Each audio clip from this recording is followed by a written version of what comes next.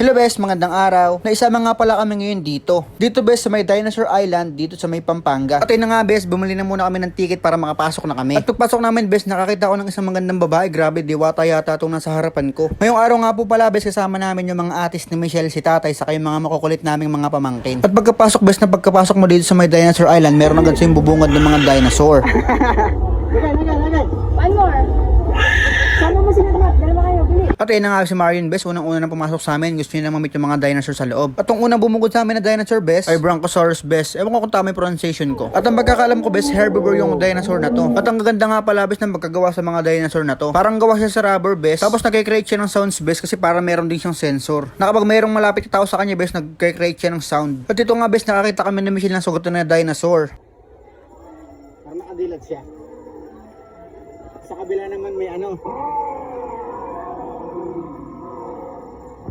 Actually bes, hindi ko alam kung ano yung dinosaur na to. Pero kada dinosaur dito bes, meron kanya-kanya mga pangalan. Tinabad lang talaga kami basahin. At meron din dito bes mga eggs ng mga dinosaur. At meron din sila mga warning bes na no trespassing, violators will be eaten by a dinosaur. At itong Dinosaur Island na to bes, goods na goods to para sa mga pamilya saka sa mga magbabarkada. Kung gusto niyo bes ng bagong adventure, pwede dito. At ito nga pala bes, may encounter na namin yung napakalaking T-Rex. Yan bes, di ba ang laki niya? Saka parang realistic talaga siya bes kasi gumagalaw siya. At kung gusto niyo bes ng malapit na encounter dito sa may T-Rex, pwede kayo magbayad ng 20 pesos para pwede nyo mahawakan. At ayun nga pala bes, sila Ate Marian saka sila Matmat. Grabe, ang tapang ng pamangkin namin na si Matmat. At merong ang batang naliligaw oh, lakad lang lakad kung saan saan. At sa sobrang laki ng T-Rex bes, paan na lang kami dito lahat. After naman namin sa may T-Rex bes, meron kami nakita rito na mami na dinosaur. Kinakantahan niya ata yung anak niya bes. At meron din kami nakita rito bes ng buto ng mga dinosaur. At itong dinosaur na nga pala na to bes, ang alam ko dito ay mahilig siya sa mga prutas, kaya yan umakit siya ng puno. At itong dinosaur naman na to bes, ang alam ko dito siya yung kalaban ng T-Rex. At ito namang dinosaur na to bes ay Triceratops. Kung nanonood ka bes ng mga dinosaur movie, ang alam ko ito yung pinaka-friendly na dinosaur. At isa nga rin pala siyang herbivore bes. At ito nga pala bes, yung nakakabad trip na dinosaur sa mga dinosaur movies. Siya kasi yung palaking epal tapos kinakain niya ibang dinosaur. Tignan niyo dito bes, sa sobrang bully niya, itong dinosaur naman kawawa oh, kakainin nilang dalawa. Tapos yan, sinugatan pa nila yung bandang balikat nitong kawawan dinosaur.